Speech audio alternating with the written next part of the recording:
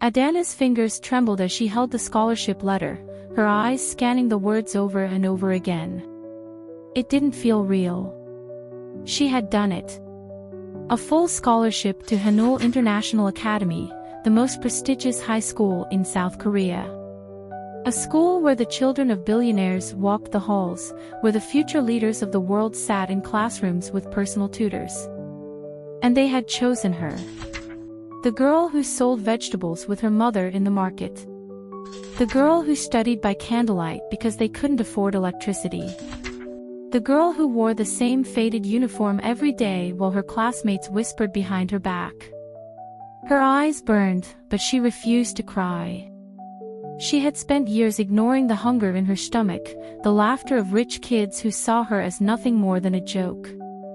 She had swallowed the insults from teachers who resented the fact that a poor girl was the smartest in the class. She had pushed past exhaustion, past the nights of studying on an empty stomach, past the days when she came home to find her mother staring at the pile of unpaid bills with tired eyes. And now, she had a way out. At school, she was the top student. The one who always had the right answers, the one who stayed behind in the library long after everyone else had left. The one who never brought lunch because there was no money for food. At home, things were even harder. Their one-room apartment was hot and cramped, with peeling walls and a leaking roof.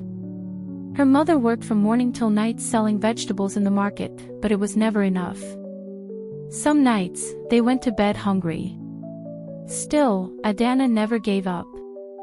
She had a dream, one that felt too big for a girl like her. That was why she thought it was a mistake when she saw the scholarship list posted on the school notice board. Her heart had pounded as she read the names, afraid to hope. But there it was. Adanna Nwachukwu, full scholarship to Haneul International Academy, South Korea. Her legs had gone weak. She had to read it 3 times before it sank in. This was it. The chance she had prayed for. She should have felt happy. But as she clutched the letter to her chest that night, sitting beside her mother, who was too tired to even ask about her day, a heavy weight settled in her stomach. This was her way out. But stepping into a world where she didn't belong meant she would have to fight harder than ever, and she had no idea what was waiting for her on the other side. The news of Adanna's scholarship spread like wildfire. Some people were shocked. Others refused to believe it. How can a poor girl like her get a scholarship to a school for billionaires? One neighbor whispered. She must have cheated, another said. Even her classmates, the ones who always laughed at her, couldn't hide their jealousy. She thinks she's special now, one girl scoffed. She won't last a day in that school, a boy added, smirking. They'll eat her alive. Adanna ignored them. She had learned how to block out people's words. But deep down, their voices stayed with her.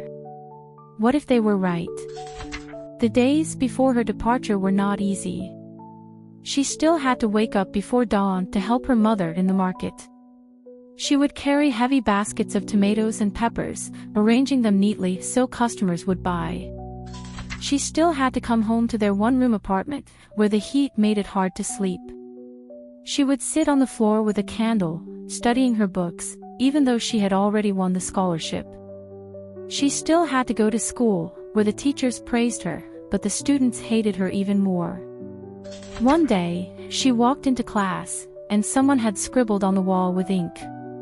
"Stay in your place, beggar." She swallowed hard, sat down, and placed her notebook on the table. She wouldn't let them break her. Her mother was proud, but she was also afraid.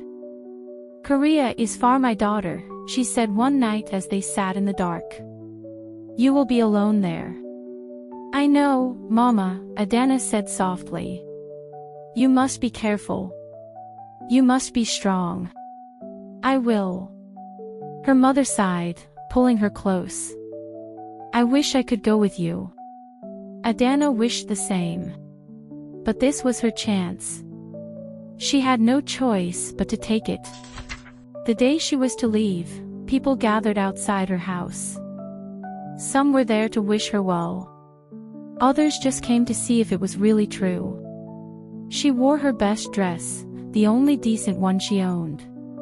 It wasn't new, but it was clean. Her mother had ironed it carefully the night before.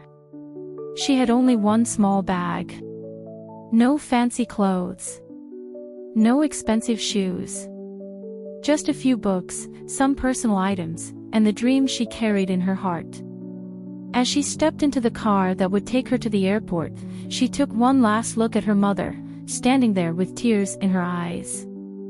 Adanna smiled, even though her own eyes burned.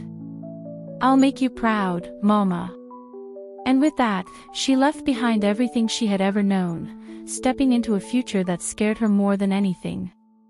The flight to South Korea was long, and Adanna barely slept. She had never been on a plane before. Everything felt strange, the cold air, the quiet hum of the engines, the way people spoke in languages she barely understood. When the plane landed, she followed the instructions from the scholarship program. A driver was waiting for her, holding a sign with her name. He didn't smile.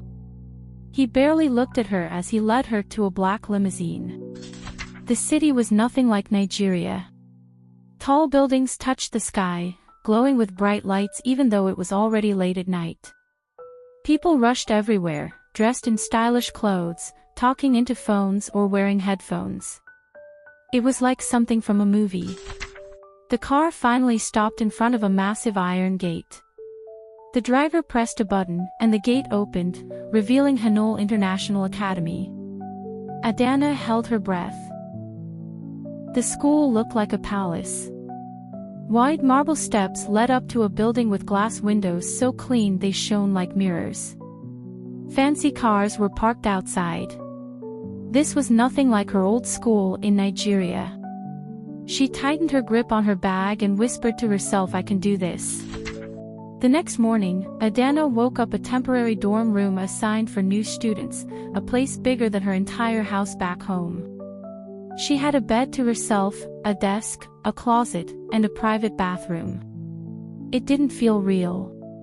She got dressed in her new school uniform, a crisp white blouse, a navy blue checkered skirt, and a blazer with the school emblem on it. She looked at herself in the mirror and almost didn't recognize the girl staring back.